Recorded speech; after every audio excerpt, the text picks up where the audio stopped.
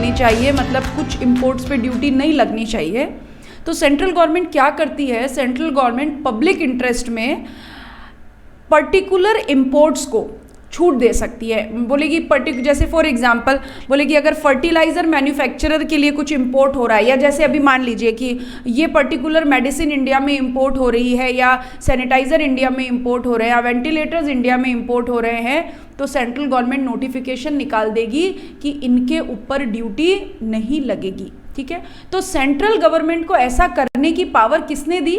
Section 25 ने दी। Section 25 ने बोला कि सेंट्रल गवर्नमेंट चाहे तो पब्लिक इंटरेस्ट में किसी इंपोर्ट को फुल या पार्शियल एग्जम्पशन दे सकती है। फुल एग्जम्पशन मतलब ड्यूटी लगेगी ही नहीं, पार्शियल एग्जम्पशन मतलब कंसेशनल रेट पे ड्यूटी लगेगी, ऐसा गवर्नमेंट नोटिफिकेशन निकाल सकती है। और अगर गवर्नमेंट ने नोटिफिकेशन निकाल दिया तो it is available to all, मतलब चाहे वो मैं इंपोर्ट करूं या आप इंपोर्ट करो, वो नोटिफिकेशन सभी पे एप्लीकेबल होगा। लेकिन कभी कभी गवर्नमेंट नोटिफिकेशन के द्वारा एग्जम्पशन नहीं देके ऑर्डर के द्वारा एग्जम्पशन देती है।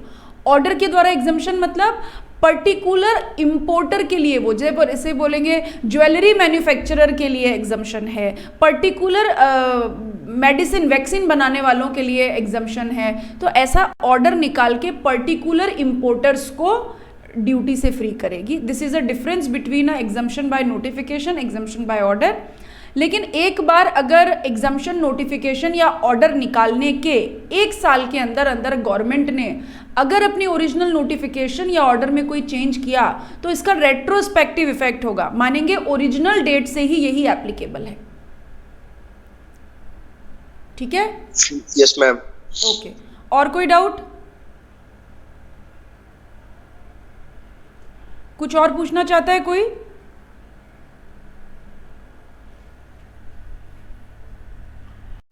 चलिए, तो अब ना आज हम अपने मॉड्यूल के कुछ क्वेश्चन करेंगे। उसके पहले ये जो पिलफ्रेज वाला डायग्राम हमने बनाया था, याद है आपको? उस पिलफ्रेज वाले डायग्राम में हम ना 1-2 बातें और नोट करेंगे। वो हमने समझ ली थी, बट फिर भी मैं आपको एक्सक्लूसिवली पर्पजफुली नोट करवा रही हूँ ताकि रिटर्न में आपके पास थोड़ा सा क्लैरिटी ऑफ कंसेप्ट और रहे, और जब भी आप पढ़ें तो आपको ज़्यादा ऐसे खुद से दिमाग नहीं लगाना पड़े, पढ़ लेंगे ये चीज़ तो फिर उसमें सारे पॉइंट कवर हो जाएंगे। ठीक है, तो कुछ एक बातें और नोट कर रही हूँ सेक्शन 13 में। तो जहाँ हमने सेक्शन 13 का डायग्राम बनाया था, आप उसी के नीचे सेक्शन 13 में नोट करिए। ठीक,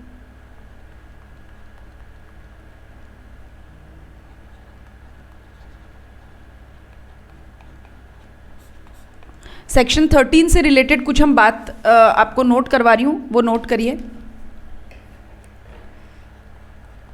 जहाँ याद है मैं क्या बोल रही हूँ, वहाँ जहाँ आपने सेक्शन 13 का डायग्राम बनाया था उसी के नीचे ये पॉइंट आप नोट कर लीजिएगा ताकि ओवरलैपिंग नहीं हो या फिर आप मिस नहीं करें इन पॉइंट्स को। ठीक, चलिए नोट करिए।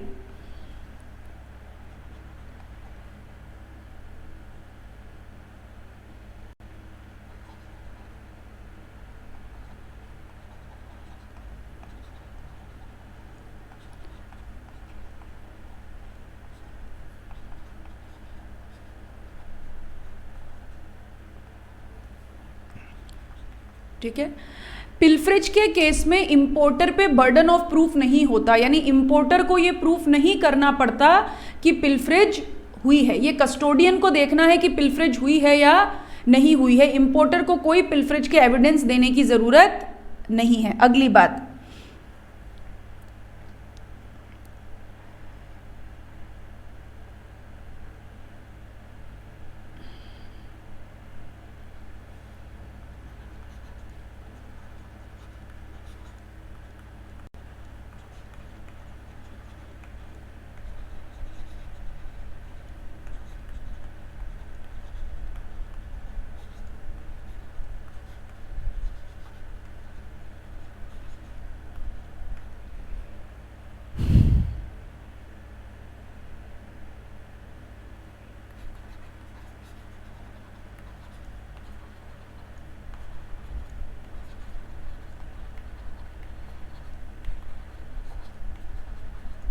ठीक है, अगर मैंने आपसे एक दिन उस दिन भी बात की थी कि अगर पिलफ्रेज पता लगने से पहले ही ड्यूटी पे हो जाती है तो refund can be claimed by the importer. मतलब अगर इंपोर्टर को ड्यूटी पे करने के बाद पता चलता है कि पिलफ्रेज हुई है, ठीक है, तो इंपोर्टर उसके लिए रिफंड क्लेम कर सकता है, लेकिन इंपोर्टर को ही रिफंड क्लेम करना पड़ेगा क्योंकि उसने तो पूरी क्वांटिटी पे ड्यूटी दी होगी और उसे बाद में पता चला कि पिलफ्रेज हुई है। दूसरी बात, अगली बात लिखिए।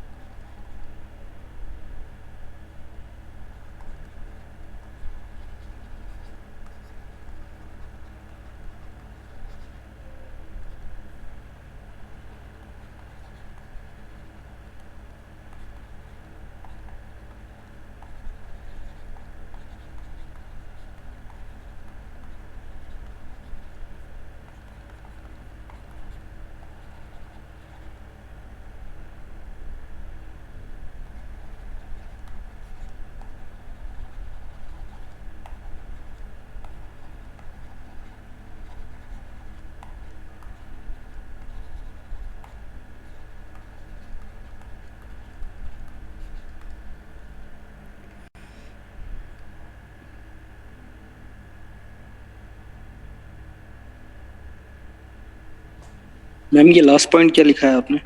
बताती हूँ। देखिए क्या लिखा है, हमने बोला कि पिलफ्रेज का स्कोप क्या है, पिलफ्रेज कहाँ होनी चाहिए। एक ही बहुत छोटी सी बात है, छोटा सा स्कोप है पिलफ्रेज का। अनलोडिंग के बाद और कस्टम एरिया से क्लियरेंस ऑर्डर से पहले, अनलोडिंग के बाद और कस्टम एरिया से क्लियरेंस ऑर्डर के पहले। कस्टम एरिया से क्लियरेंस ऑर्डर के पहले मतलब चाहे वो क्लियरेंस ऑर्डर होम कंजप्शन का हो या चाहे वो क्लियरेंस ऑर्डर वेयरहाउस का हो।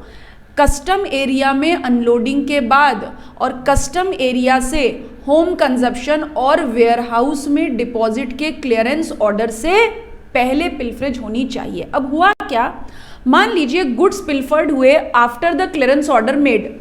प्रॉपर ऑफिसर ने क्लियरेंस ऑर्डर दे दिया था, ठीक है, प्रॉपर ऑफिसर ने क्लियरेंस ऑर्डर दे दिया था, गुड्स उसके बाद पिलफर हुए। मतलब क्लियरेंस ऑर्डर देने के बाद अब बॉल किसके हाथ में है, इंपोर्टर के हाथ में या प्रॉपर ऑफिसर के हाथ में? इंपोर्टर के हाथ में। इंपोर्टर के हाथ में। क्या करना है, उसको क्या करना है, तुरंत प्रभाव से अपना सामान कस्टम एरिया से लेके चले जाना है। लेकिन वो भी आरामी व्यक्ति, और उन्होंने क्या किया, क्लियरेंस ऑर्डर मिलने के बाद पिलफ्रेज हुई। एक्चुअली में गुड्स अभी रिमूव नहीं हुए थे, पड़े हुए थे कस्टम एरिया में ही, लेकिन क्लियरेंस ऑर्डर मिल चुका था। क्लियरेंस ऑर्डर देने के बाद क्या कस्टोडियन या प्रॉपर ऑफिसर की गुड्स के प्रति कोई जिम्मेदारी है क्या? No ma'am. नहीं है, नो तो मैम। बोला कि अगर पिलफ्रेज कब हुआ है, क्लियरेंस ऑर्डर देने के बाद, भले ही गुड्स अभी एक्चुअली रिमूव नहीं हुए हैं तो भी सेक्शन 13 एप्लीकेबल नहीं होगा। सेक्शन 13 एप्लीकेबल नहीं होगा, इसका मतलब क्या, सेक्शन 13 क्या कहता है, पिलफ्रेज के केस में इंपोर्टर को किस पे ड्यूटी देनी है। सेक्शन 13 क्या कहता है, पिलफ्रेज के केस में इंपोर्टर को ड्यूटी किस पे देनी है, नेट क्वांटिटी पे या ग्रॉस क्वांटिटी पे? नेट क्वांटिटी पे देनी है। शर्त पिलफ्रेज कब होनी चाहिए, क्लियरेंस ऑर्डर मिलने से पहले। अगर क्लियरेंस ऑर्डर मिलने के बाद पिलफ्रेज हुई है तो क्या इंपोर्टर को सेक्शन 13 का फायदा मिलेगा क्या? No ma'am. No ma'am. अब जब इंपोर्टर को सेक्शन 13 का फायदा नहीं मिला, इसका मतलब इंपोर्टर ड्यूटी किस पे दे, नेट क्वांटिटी पे या ग्रॉस क्वांटिटी पे? ग्रॉस क्वांटिटी पे। ठीक है, अब इस बात में कोई डाउट है तो पूछिए। अब इस बात में कोई डाउट है? No ma'am. ठीक है, चलिए अगली बात लिखिए।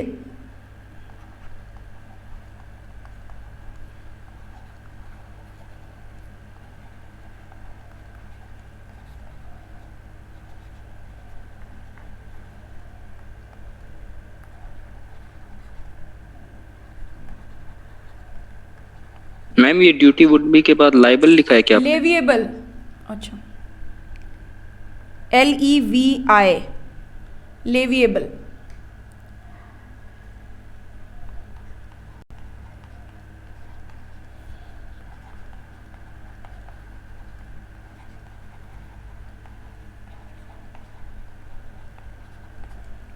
ठीक है, सेक्शन 13 केवल पिल्फरेज से डील करता है, मतलब छोटी मोटी चोरी, छोटे मोटे नुकसान से डील करता है। अगर कस्टम एरिया में गुड्स पूरा का पूरा लॉस हो गया या डिस्ट्रक्ट हो गया तो सेक्शन 13 मदद नहीं करेगा। फिर मदद के लिए कौन से सेक्शन के पास जाना पड़ेगा? 23। हाँ, वेरी गुड, सेक्शन 23 के पास जाना पड़ेगा। और जब सेक्शन 23 की मदद हम लेने जाते हैं तो तरीका थोड़ा चेंज हो जाता है। हमें पहले ग्रॉस क्वांटिटी पे ड्यूटी देनी पड़ती है और फिर हमें रिफंड मिलता है। और सेक्शन 23 में गुड्स लॉस हुआ है या डिस्ट्रक्ट हुआ है, ये प्रूफ करने की जिम्मेदारी किसके कंधों पे? इंपोर्टर के कंधों पे। ठीक है, डाउट कोई इसमें, इस बात में? कुछ पूछना चाहता है? No ma'am. चलिए,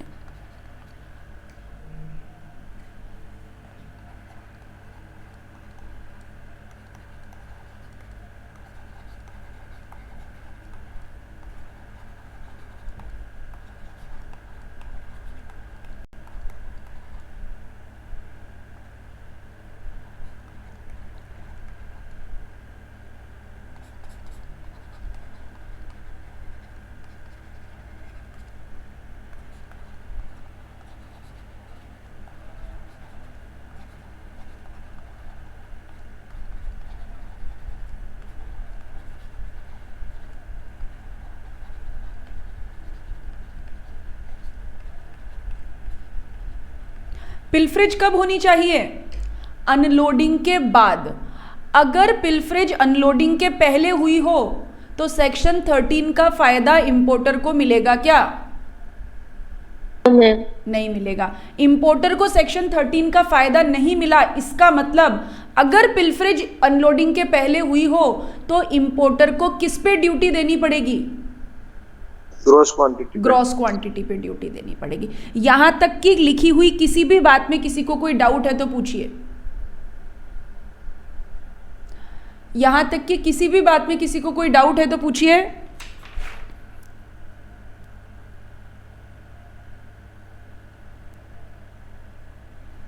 मैम लास्ट वाला पॉइंट एक बार फिर बताओ। मैंने ये बोला कि पिल्फरेज ये कहता है, सेक्शन 13 ये कहता है कि ये छोटी मोटी चोरी, छोटा मोटा नुकसान कब हो? कस्टम एरिया में अनलोडिंग के बाद और क्लियरेंस ऑर्डर मिलने से पहले। पर मान लीजिए ये पिल्फरेज कब हो गया? अनलोडिंग से पहले ही हो गया, मतलब जब सामान रास्ते में था तभी हो गया, अनलोडिंग के बाद नहीं, अनलोडिंग के पहले। तो सेक्शन 13 का फायदा इंपोर्टर को नहीं मिलेगा। इसका मतलब इंपोर्टर को नेट क्वांटिटी पे ड्यूटी नहीं देनी, अब इंपोर्टर को ग्रॉस क्वांटिटी पे ड्यूटी देनी पड़ेगी। तो मैम पहले हो गया तो उसमें इंपोर्टर की क्या गलती? इंपोर्टर की गलती नहीं, सेक्शन 13 का स्कोप है। सेक्शन 13 कहता है कि पिल्फरेज, छोटी मोटी चोरी, छोटे मोटे नुकसान पे इंपोर्टर को ड्यूटी देने की ज़रूरत नहीं है। अगर ये छोटी मोटी चोरी या छोटा मोटा नुकसान मींस पिल्फरेज होना कब चाहिए? कस्टम एरिया में अनलोडिंग के बाद और क्लियरेंस ऑर्डर मिलने से पहले। सेक्शन 13 का दायरा यही है, ओके। इसलिए ठीक है, गलती नहीं है इंपोर्टर की, लेकिन फिर भी उसको सेक्शन 13 का फायदा नहीं मिलेगा।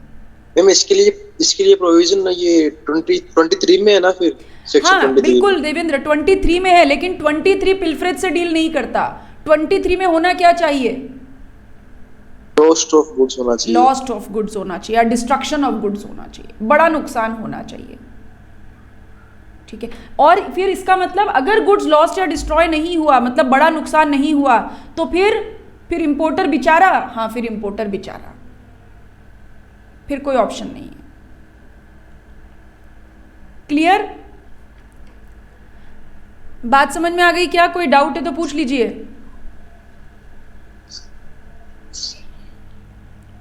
ठीक है, एक बात और नोट कर लीजिए।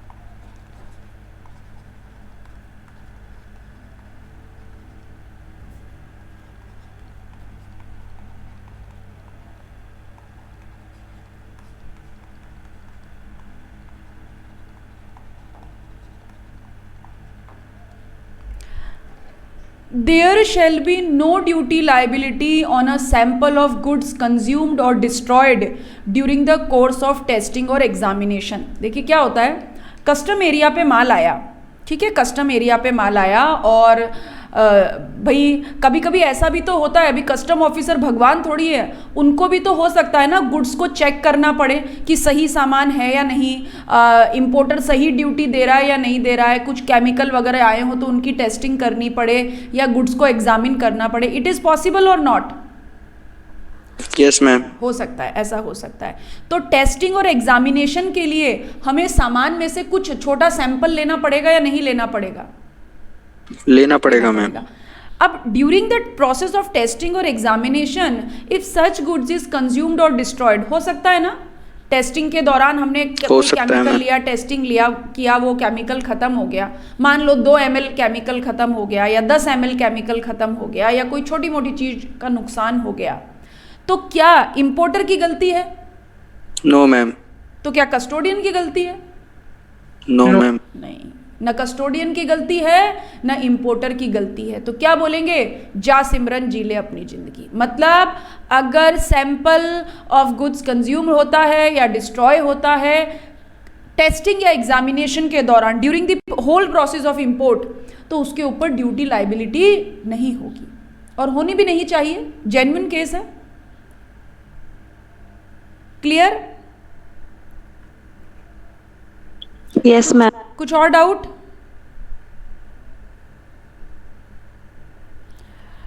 चलिए, अब अगली बात हम करेंगे, अब हम क्वेश्चन की बात करेंगे। सेक्शन 13 के क्वेश्चन आपके मॉड्यूल में हैं। देखिए एक second,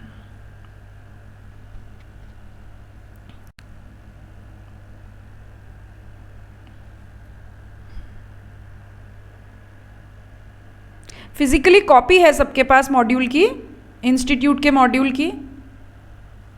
yes ma'am. Yes ma'am. अच्छा, दिव्या आपके पास भी है? Yes ma'am.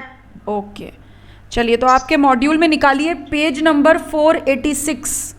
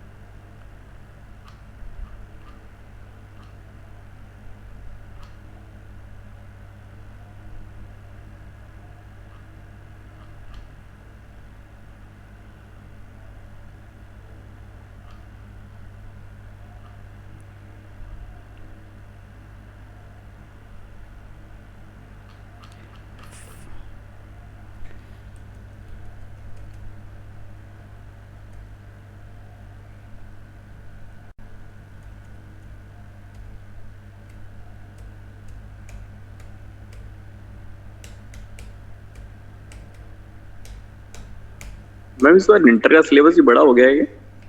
नहीं, हमेशा से इतना ही था। पहले वाली बुक में तो कुछ 430 पेजेस ही हैं।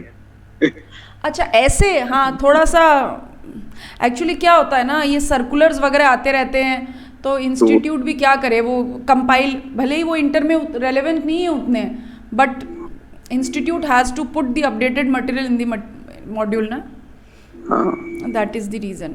ठीक है, चलिए, तो सबको स्क्रीन पे दिख रहा है example number 7? Yes Yes, ma'am. सबको Yes, दिख रहा है? ma'am. ओके, ठीक है। पहली और बड़ी इंपॉर्टेंट बात, ये मॉड्यूल जो है वो आपकी बाइबल है, मतलब मॉड्यूल को छोड़ना नहीं है, मॉड्यूल को छोड़ना नहीं है, मतलब मॉड्यूल की पूंछ पकड़ के रहना है। ठीक है, ये लाइफ सेविंग ड्रग है आपकी, मॉड्यूल पूरा पढ़ना है। ठीक है, एग्जाम्पल नंबर 7 देखिए क्या लिखा है। क्वेश्चन है, अभी कैसे एग्जाम में क्वेश्चन आएंगे, ऐसे ही एग्जाम में क्वेश्चन आएंगे। ठीक है, सबसे बड़ा पॉइंट कि हम पढ़े जा रहे हैं एग्जाम में क्वेश्चन कैसे आएंगे, इसी तरीके से एग्जाम में क्वेश्चन आएंगे। ठीक है, न्यूमेरिकल पार्ट जो है वो हमारा वैल्यूएशन वाले चैप्टर में आएगा, जो हम अगला पढ़ेंगे। इफ गुड्स आर पिल्फर्ड, ये पिल्फर्ड शब्द आते ही दिमाग में घंटी बजनी चाहिए, और किस बात की घंटी? Section 13. Section 13। Very good, very good. ठीक है, if goods are pilfered after the order of clearance is made but before goods are actually cleared, duty would be leviable. Yes, ma'am. Yes, ma'am. अभी मैंने आपको बताया कि अगर clearance order मिलने के बाद लेकिन एक्चुअल में गुड्स रिमूव होने के पहले अगर कोई पिल्फरेज हुई हो तो सेक्शन 13 का फ़ायदा नहीं मिलेगा, सेक्शन 13 का फ़ायदा नहीं मिलेगा। और जब सेक्शन 13 का फ़ायदा नहीं मिलेगा मतलब इंपोर्टर को जो मिला, जैसा मिला, जितना मिला उस पे ड्यूटी नहीं देनी, इंपोर्टर को ग्रॉस क्वांटिटी पे ड्यूटी देनी है। ठीक है, इंपोर्टर को ग्रॉस क्वांटिटी पे ड्यूटी देनी है। ओके, बट अगर पता लगता है कि ये पिल्फरेज पहले ही हुई थी या उसको रीस्टोर कर दिया गया गुड्स, तो वो ज़्यादा से ज़्यादा क्या कर सकता है?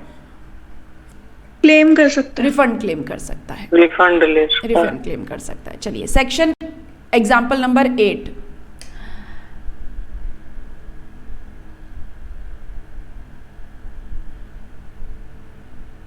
Provisions of section 13 would apply if it can be shown that pilferage took prior to the unloading of goods.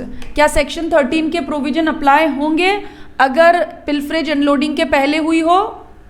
नहीं होंगे मैम। नहीं होंगे, नो मैम। नहीं No, होंगे। ma'am. हाँ, इसका मतलब ड्यूटी देनी पड़ेगी। हाँ, ड्यूटी देनी पड़ेगी, ड्यूटी देनी पड़ेगी। ठीक है, ओके, ठीक। तो मॉड्यूल के क्वेश्चन तो हमको अच्छे से करने हैं, पूरे करने हैं, क्योंकि ये मॉड्यूल के क्वेश्चन एज इट इज उठ के आ जाते हैं।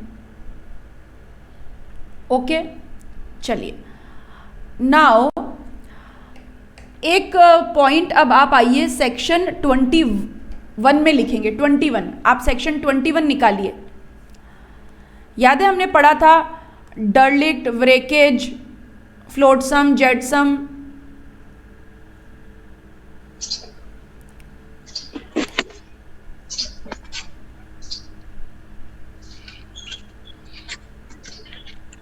सेक्शन 21, ठीक, सेक्शन 21। ओके, इस सेक्शन 21 में हमने जेटसम पढ़ा था। जेटसम क्या था? जब गुड्स को इंटेंशनली समुद्र में फेंक दिया जाता है सी में वेसल को प्रोटेक्ट करने के लिए, जब बैड वेदर कंडीशंस होती हैं। ठीक है, इसी पॉइंट पे एग्जाम में क्वेश्चन आया हुआ है, उसके लिए एक लाइन नोट कर लीजिए, भले यहीं कर लीजिए, जेटसम के साथ ही यहीं पे कर लीजिए। जेटसम के साथ एक लाइन नोट करिए। ठीक है, नहीं सॉरी जेटसम के साथ नहीं, डर्लिक्ट के साथ नोट करनी, डर्लिक्ट के साथ नोट करिए, डर्लिक्ट के साथ, ये एग्जाम में भी आया हुआ है, डर्लिक्ट के साथ एक पॉइंट नोट करिए, लिखिए।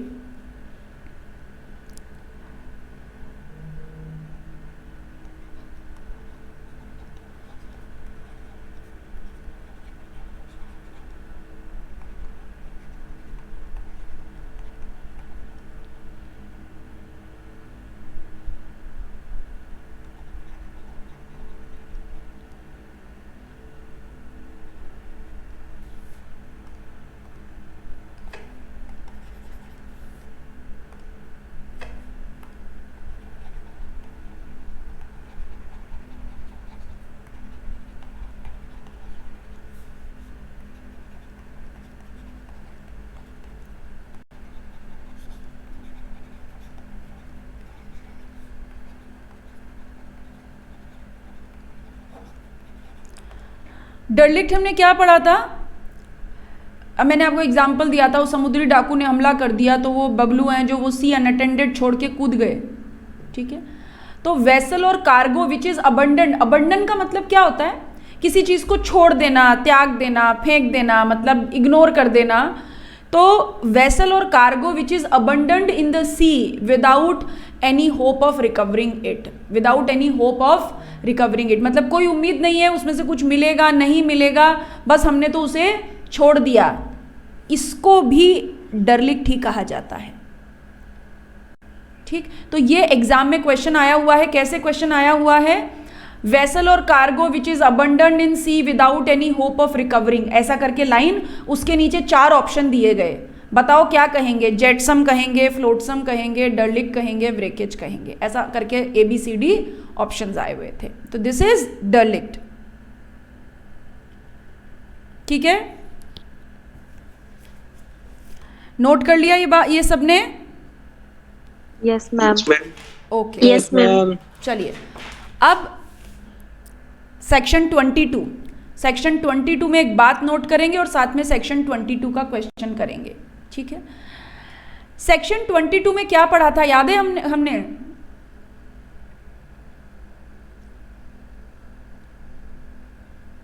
सेक्शन 22 में क्या पढ़ा था?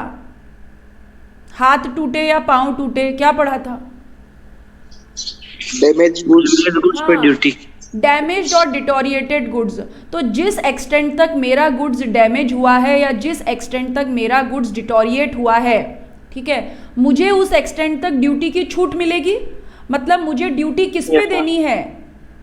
जितनी वैल्यू का गुड्स मुझे रिसीव हुआ, इसी पे मुझे ड्यूटी देनी है, ठीक है। इंपोर्टर हमेशा क्या बोलेगा? अपने इंपोर्टेड गुड्स की वैल्यू को कम बताएगा या ज्यादा बताएगा? कम बताएगा, कम बताएगा। और प्रॉपर ऑफिसर क्या बोलेगा? ज्यादा है। बोलते हो रो मत, ज्यादा कुछ भी तो नहीं हुआ है तुम्हारे सामान को, जरा सा डैमेज और डिटोरिएट हुआ है, कोई ऐसा नुकसान नहीं हुआ है, ठीक है। लेकिन boss is boss, boss is always right, चलेगी किसकी?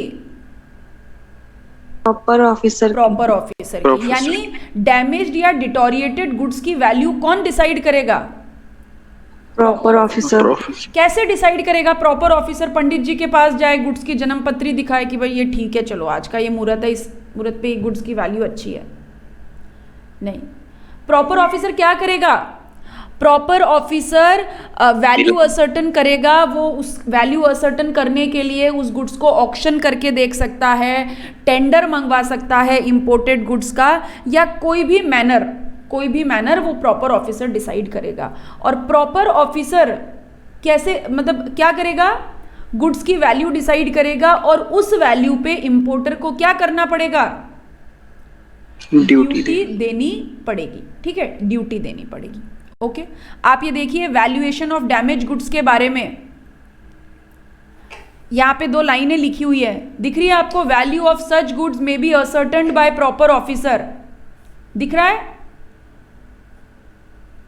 यहाँ पे एक इंग्लिश वाला और लिख लो, और यानी गुड्स की, डैमेज गुड्स की वैल्यू कौन असर्टन करे? प्रॉपर ऑफिसर असर्टन करे। ठीक है, मान लो आपकी मर्सिडीज में स्क्रैच लग गए, ठीक है, अनलोडिंग के दौरान आपकी मर्सिडीज पे स्क्रैच लग गए। प्रॉपर ऑफिसर बोलता है ये 1 करोड़ की मर्सिडीज अब 80 लाख की रह गई, लेकिन आपको पता है कि ब्रांड न्यू मतलब ब्रांड न्यू और जरा सी खरोच लग गई, अब इसके 40 लाख से ज्यादा कोई नहीं देगा। सही बात है या नहीं है? सही है। ठीक है। Yes ma'am. प्रॉपर ऑफिसर आपकी बात मानने को तैयार नहीं है। प्रॉपर ऑफिसर कहता है नहीं, मैं तो 80 लाख की वैल्यू पे ही वैल्यूएशन करूंगा और 80 लाख पे तुम्हें ड्यूटी देनी पड़ेगी। प्रॉपर ऑफिसर नहीं मानता है। या मान लीजिए ये इंपोर्टर कहता है मेरी तो मर्सिडीज की वैल्यू अब कितनी रह गई, 15 लाख। कितनी रह गई? 15 लाख रह गई। केवल 15 लाख की ये मर्सिडीज अब कोई लेगा, कोई 1 करोड़ रुपए इसके नहीं देने वाला, इसके ऊपर इतने स्क्रैच पड़ चुके हैं। लेकिन इंपोर्टर, प्रॉपर ऑफिसर क्या कहता है? इंपोर्टर तुम जबरदस्ती का नाटक करते हो, तुम्हारे मर्सिडीज की वैल्यू अभी कितनी है? 80 लाख की है। तो कभी कभी क्या होता है, इंपोर्टर ये कहता है मुझे ये गुड्स क्लियर ही नहीं कराना, छोड़ो।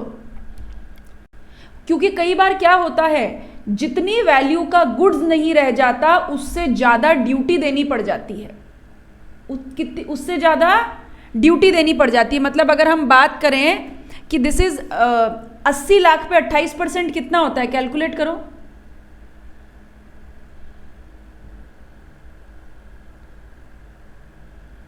$80 लाख पे 28% कितना होता है? 22,40,000। 22,40,000। यानी अगर प्रॉपर ऑफिसर ने जो वैल्यू असर्टन की है उसके ऊपर अगर इंपोर्ट ड्यूटी पे की जाए तो कितनी ड्यूटी बनती है? 22,40,000। जबकि इंपोर्टर को लगता है अगर मैं इसको क्लियर करा के ले गया तो मुझे 15 लाख रुपए से ज्यादा इस गाड़ी का कोई भी नहीं देगा। बताइए इंपोर्टर क्या करे? 22,40,000 रुपए की ड्यूटी देके छुड़वाए क्या उस मटेरियल को? No ma'am. हाँ, वो कहेगा मेरे को नहीं चाहिए। ठीक है, तो फिर अब क्या करे? फिर वो प्रॉपर ऑफिसर क्या करे?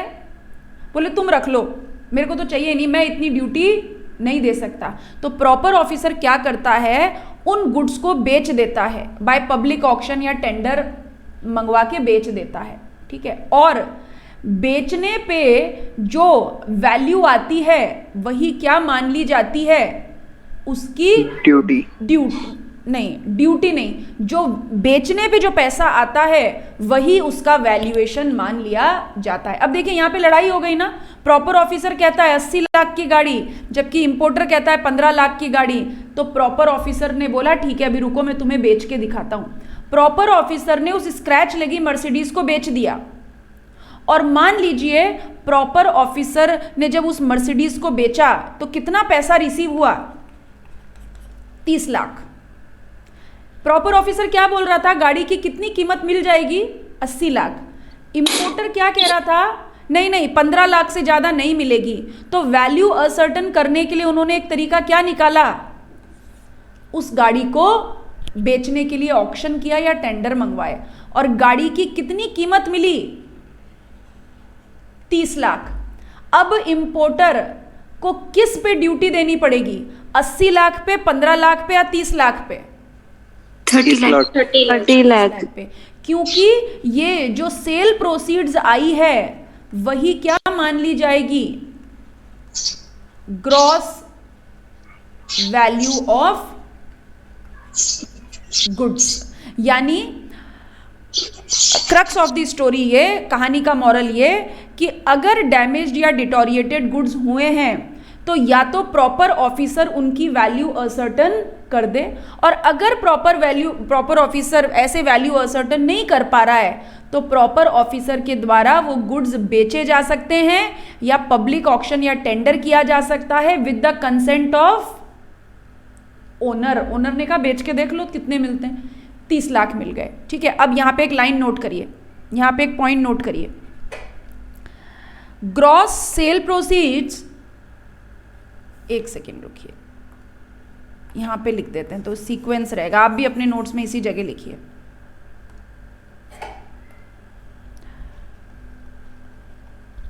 Gross sale proceeds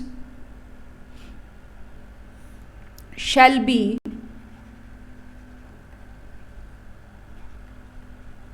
deemed to be value of goods. Gross sale proceeds shall be deemed to be value of goods. और बेचने पे जो जितनी वैल्यू रिसीव होगी वही क्या मान ली जाएगी, वैल्यू ऑफ गुड्स। क्लियर, बात समझ में आ गई? Yes ma'am. ठीक है, चलिए अब मॉड्यूल में इसका एक क्वेश्चन करेंगे।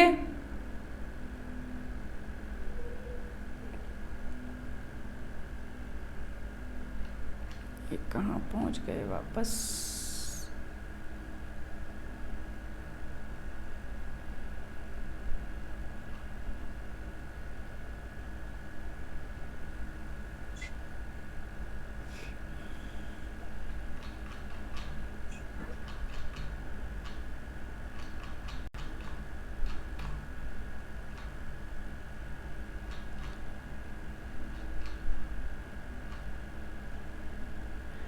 एग्जाम्पल नंबर 9, आपके मॉड्यूल में example number 9,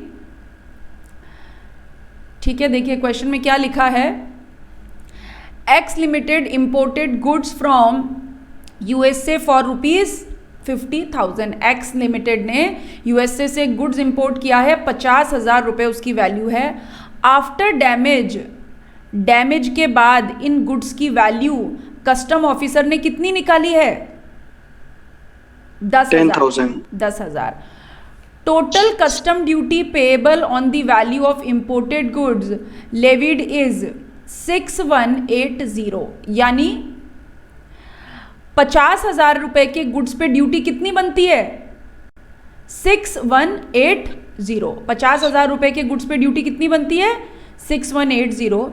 imported goods had been damaged after the unloading of goods in India but before their examination for assessment by custom authority। ये लाइन पढ़ के मुझे बताइए सेक्शन 22 का स्कोप है या नहीं है। अनलोडिंग के बाद लेकिन उनके एग्जामिनेशन से पहले। सेक्शन 22 मैंने आपको बोला था ना, सेक्शन 22 का स्कोप सेक्शन 23 जैसा है। मतलब अनलोडिंग के पहले, अनलोडिंग के दौरान, अनलोडिंग के बाद कस्टम एरिया या वेयरहाउस कहीं भी डैमेज या डिटोरिएशन हो सकता है। तो यहाँ डैमेज या डिटोरिएशन कब हुआ है, अनलोडिंग के पहले या अनलोडिंग के बाद? After unloading. After unloading. And such damage is not due to willful act of X limited. यानी ये डैमेज एक्स लिमिटेड की लापरवाही से नहीं हुआ है। नहीं हुआ है ना एक्स लिमिटेड की लापरवाही से ये? No ma'am. ठीक है, तो अब हमने बोला कि देखो the after damage of these goods valued by custom officer is 10,000। यानी 50,000 रुपए के गुड्स पे कितनी ड्यूटी बन रही थी, 6,180 रुपए। डैमेज या डिटोरिएशन के बाद आपके गुड्स की वैल्यू क्या रह गई बताइए, डैमेज या डिटोरिएशन के बाद? 10,000। तो ड्यूटी किस पे देनी पड़ेगी, जो मिला, जैसा मिला, जितना मिला, मतलब कितने पे ड्यूटी देनी पड़ेगी, 10,000 पे। तो कैसे निकालेंगे, निकाल के देखिए कितना आता है,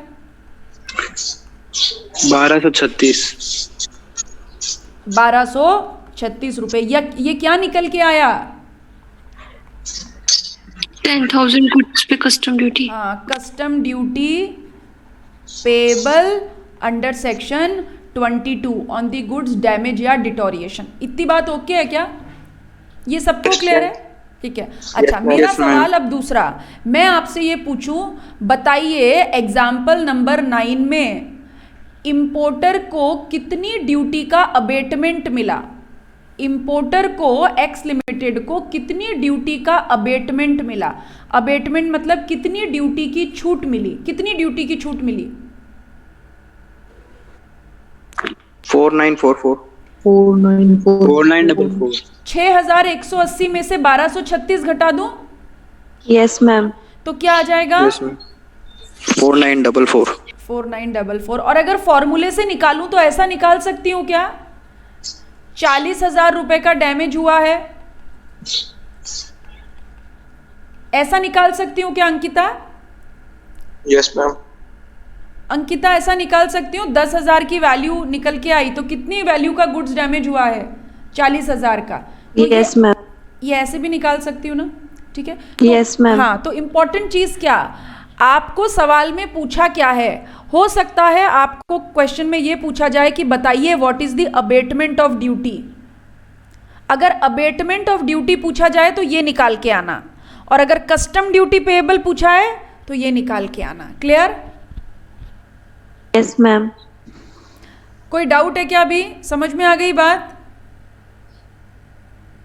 यस मैम ठीक है। अच्छा, अगला सवाल, अगर एक्स लिमिटेड को ये डैमेज वेयरहाउस में जाने के बाद होता तो क्या आंसर चेंज होता? क्या अगर एक्स लिमिटेड के केस में गुड्स का डैमेज वेयरहाउस में जाने के बाद होता, माल को वेयरहाउस में रखने के बाद होता, is there any change in the condition? Section 23 anyone else? Krishna Gopal? Ma'am question repeat करना एक बार। अगर एक्स लिमिटेड के गुड्स का ये डैमेज वेयरहाउस में क्लियरेंस, मतलब उसने वेयरहाउस में रखवा दिया माल, वेयरहाउस में अगर ये डैमेज होता तो क्या आपका आंसर चेंज होता? क्या? यस मैम, हो सकता है change. Yes ma'am yes ma'am, हो सकता है change. If such goods are, Nitin आप क्या बोलते हो? यस मैम हो सकता है चेंज। नहीं हो सकता नहीं है ना, लॉ में हो सकता नहीं होता, या तो होता है या नहीं होता है। एप्लीकेबल होगा मैम, हाँ शैलेश? एप्लीकेबल होगा।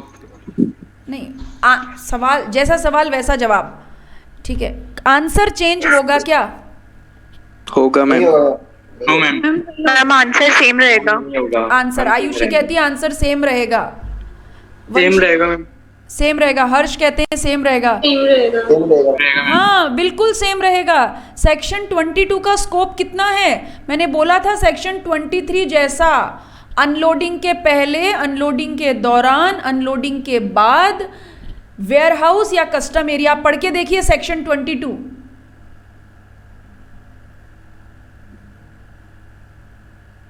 देखो section 22, any warehouse had been damaged or deteriorated at any time before clearance for home consumption। यानी सेक्शन 22 वेयरहाउस्ड गुड्स पे भी लगता है, जैसे 23 लगता है वैसे 22 भी लगता है। आ गई बात समझ में? So answer would not be changed. Krishna Gopal okay ma'am. समझ में आ गया? अभी क्लियरिटी है? Yes ma'am. ठीक है, चलिए।